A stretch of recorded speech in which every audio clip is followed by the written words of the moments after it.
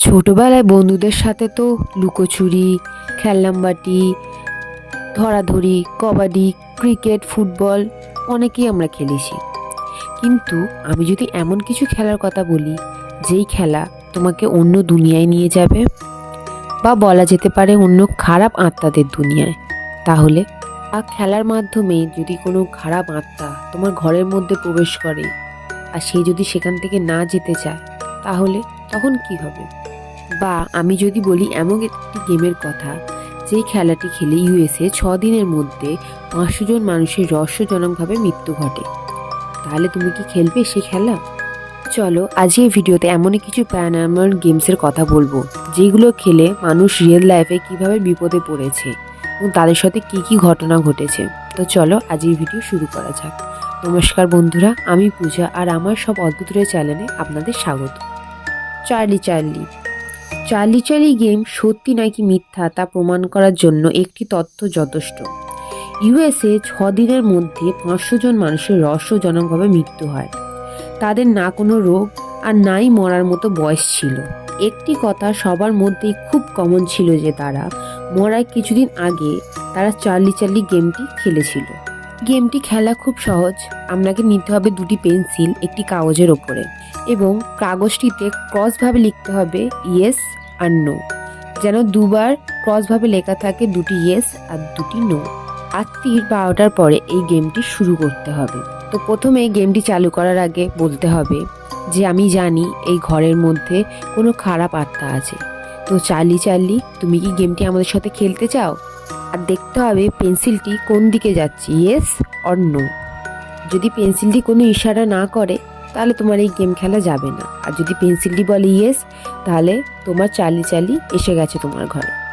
যা প্রশ্ন আছে তুমি সেটি চার্লিকে জিজ্ঞাসা করতে পারো, আর সে ইয়েস অর নোর মাধ্যমে তোমার সেই প্রশ্নের উত্তর দিয়ে দেবে। আর প্রশ্ন উত্তর পালা শেষ হয়ে গেলে তোমায় চার্লিকে প্রপারভাবে বিদায় জানাতে হবে যে চার্লি, আমাদের সাথে খেলার জন্য তোমাকে ধন্যবাদ, এবার তুমি যেতে পারো। আর যদি চার্লি বলে ইয়েস, তাহলে তোমার ভাগ্য ভালো। আর যদি সেটি আসে নো, তাহলে তোমার চার্লি তোমার ঘরেই থেকে যাবে আর সারা জীবন তোমাকে বিরক্ত করবে, তোমার লাইফকে হন্ট করবে। Dark reflection ritual.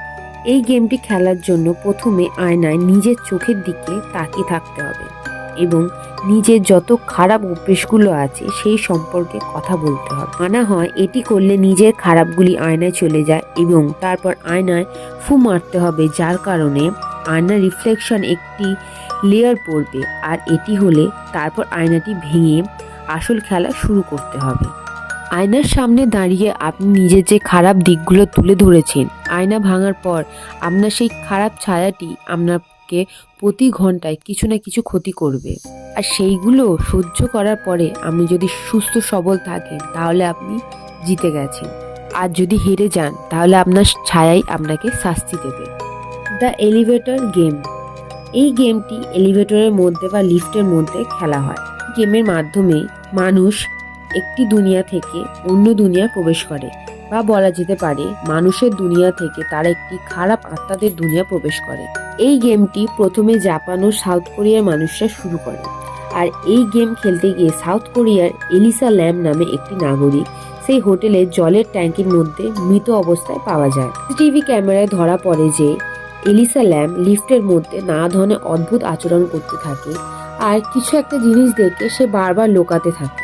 এবং তার পরের দিনেই যখন তার নিখোঁজের খবর চারিদিকে ছড়িয়ে পড়ে, অনেক খোঁজার পর তারই হোটেলের জলের ট্যাঙ্কির মধ্যে তার পচা গলা দেহ পাওয়া যায়। এলিসা ল্যামের মৃত্যুর পর দ্য এলিভেটর গেমটি বেশি পাবলিসিটি পেতে থাকে এবং পৃথিবীর নানা দিকে এই গেমটি খেলে, এবং বলা হয় এই গেমটি খেলার পর অনেকেই নিজের মানসিক ভারসাম্য হারিয়ে ফেলেছে। ড্রাই বোন। চার্লি চার্লি থেকেও আজব গেম এটি। রাত্রি 12টা বাজার পর আপনাকে ঘরের সব দরজা, জানলা এবং ইলেকট্রনিক্স জিনিস বন্ধ করে দিতে হবে, এবং আওয়াজ হয় এমন বস্তুকেও বন্ধ রাখতে হবে যাতে আত্মা তার আওয়াজ শুনতে না পায়। অন্য কিছুর আওয়াজ হলে আত্মা রাগ করে চলে যাবে। এর জন্য প্রথমে বাথরুমে আয়নার সামনে দাঁড়িয়ে একটা দেশলাই কাঠি জ্বালাতে হবে এবং 15 সেকেন্ড কাউন্টডাউন করতে হবে। আর 15 সেকেন্ডের আগে দেশলাই যদি নিভে যায়, তাহলে খেলতে পারবে না। কিন্তু যদি 15 সেকেন্ড জ্বলে যায়, তাহলে গেমের পরের স্টেপে যেতে পারবে। এরপর বাথরুমে মোমবাতি জ্বালতে হবে এবং খারাপ আত্মাদের ডাকার জন্য বলতে হবে, আমি জানি যে এখানে কোনো খারাপ শক্তি আছে, আমার ঘরে তোমাকে স্বাগত, এবার তুমি ঘরে প্রবেশ করতে পারো। এটা বলার পরই ঘরের সব থেকে বড় রুমে গিয়ে গেট বন্ধ করে মোমবাতি জ্বালিয়ে অপেক্ষা করো যে কোনো ছায়া বা কারো উপস্থিতি অনুভব করতে পারছো কিনা। আর যদি তা হয় তাহলে যত তাড়াতাড়ি পারো অন্য রুমে গিয়ে নিজেকে বন্ধ করে নাও ও ভোর 3টের আগে গেট খুলবে না। আর 3টের পর আবার সেই বড় ঘরে গিয়ে বলতে হবে, আমার সাথে খেলার জন্য ধন্যবাদ। আর এই সকল নিয়মগুলো যদি ঠিকভাবে পালন না করা হয় তাহলে সেই খারাপ আত্মা তোমার ঘরেই থেকে যাবে আর সেটি তোমায় সারা লাইফ হন্টও করতে পারে। ব্লাডি মেরি এই গেমটি সাধারণত অমাবস্যার রাতে 12টা থেকে 3টের মধ্যে খেলতে হয়। আয়নার সামনে অনেকগুলো মোমবাতি জ্বালিয়ে 13 বার গোল গোল করে ঘুরে ব্লাডি মেরির নাম জপ করতে হবে। আর ভুল করেও চোখ খুললে হবে না, তাহলে তোমার প্রাণও যেতে পারে। নাম জপ করার পর আয়নার দিকে তাকাতে হবে। এরপর যদি কোনো কালো ছায়া দেখতে পাও তাহলে বুঝতে হবে ব্লাডি মেরি তোমার প্রাণের সাথে খেলা করতে চলে এসেছে।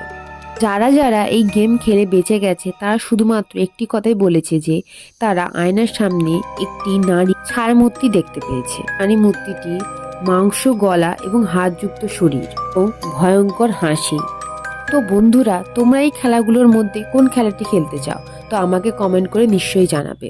আর আজকের ভিডিও কেমন লাগলো সেটাও আমাকে জানাবে। বন্ধুরা, আজকের ভিডিও এইটুখানি। ভিডিওটি কেমন লাগলো তো প্লিজ একটি লাইক দিয়ে দেবেন। আর এমনই কিছু অদ্ভুত ভিডিও দেখার জন্য প্লিজ চ্যানেলটিকে সাবস্ক্রাইব করে নেবেন। আর আপনার বন্ধুদের সাথে এই চ্যানেলটাকে প্লিজ শেয়ার করে দেবেন।